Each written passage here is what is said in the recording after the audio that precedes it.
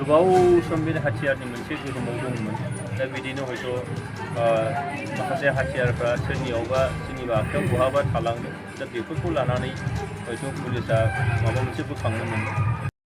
थांनाय 2020 मायथाइनि 27 जानुवारियाव जि सुक्ति जाबाय बेनि उननिफ्राय जोंनि नैबे ओनसोला जोबोद मोनसे गोजोन थासारि फैबाय। नाथाय सम जों नुबोदों बे थांनाय 2020 मायथाइनिफ्राय दिनैसिमनि गेजेराव मालाबा जोंनिनो बिदा फंबायनि गेजेराव सोरबाया गोरोन्थि बुजिनानै आरोबाव हाथियारनि मोनसे थासारिजों बारलांफिननाय बा थांफिननो नागिरनाय बे थासारिखौ जों नुबोदों आरो बेबायदियैनो बिथांमोनखौ बुजाय आजाय लाबोदों आरो बिथांमोना बुजिनानै फैफिनदों। दा बेबायदिनो हयथ' बे ओनसोला गोबाव सम बे हाथियारनि मोनसे गोहोमाव दंमोन दा बिदिनो हयथ' माखासे हाथियारफ्रा सोरनियावबा सोरनिबा आखायाव बहाबा थालांदों दा बेफोरखौ लानानै हयथ' पुलिसा माबा मोनसे बोखांनो मोनदों। दा बेजों जोंनि नैबे थासारिया गुलुं गुजुं जागोन बेखौ जों साननो हाया बुंनो हाया मानोना बियो जोंनि समाजा लुबैनाय बे ओनसोलाव थानाय रायजो राजाफ्रा लुबैनाय बे थासारि नङा।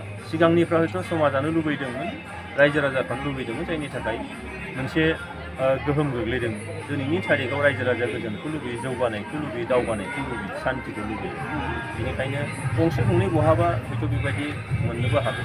दा बेजों असान्ति फैगोन होननानै जों बुंनो हाया। बे ओनसोला दा सान्ति फैबाय, सान्तिया थांबाय थागोन, गोजोना थांबाय थागोन आरो जौगानाया निफ्राय थांबाय थागोन। आं साबायखर जासिदों बेबायदि माखासे हाथियार बहाबा सोरनिबा आखायाव दङबा बेखौ सोरबाया गथायनांगौ नङाबा पुलिसा बोखांनो मोनदों बेखौ पुलिसनि बिफाननि फारसे आंनि साबायखर आरो गोजोननायखौ जासिदों।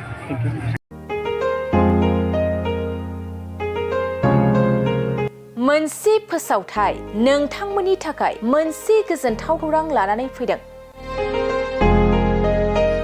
अदालगुरि जिल्लानि सिङाव थानाय डिमाकुसि बरंगाजुलिनि पिपल हलियाव लानानै फैदों नोंथांमोननो लेब्रा मुंनि गंसे गोदान रिजर्ट।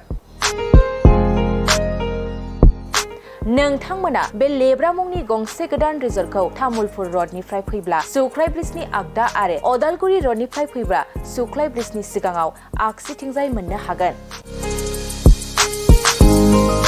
लेब्रा मुंनि गंसे गोदान रिजर्टआ नोंथांमोननो गोसोबायदि सुबिदा खालामनानै होनाय जादों। नोंथांमोना बे लेब्रा रिजर्टआव बर'नि गासै जाग्रा जामुंखौनो मोननो हानायजों लोगोसे बेवहाय नोंथांनि सुबिदा बायदि अर्डार खालामनानै जानो हागोन। जुदि नोंथांमोना तामुलपुरनिफ्राय अदालगुरिसिम थांनाय समाव ओंखामजों लोगोसे बायदिसिना जालांनो गोसो दंब्ला नैबे 8638879656 जानबुं नम्बराव कल खालामनानै सिगांग्रो अर्डार खालामहरनो हागोन।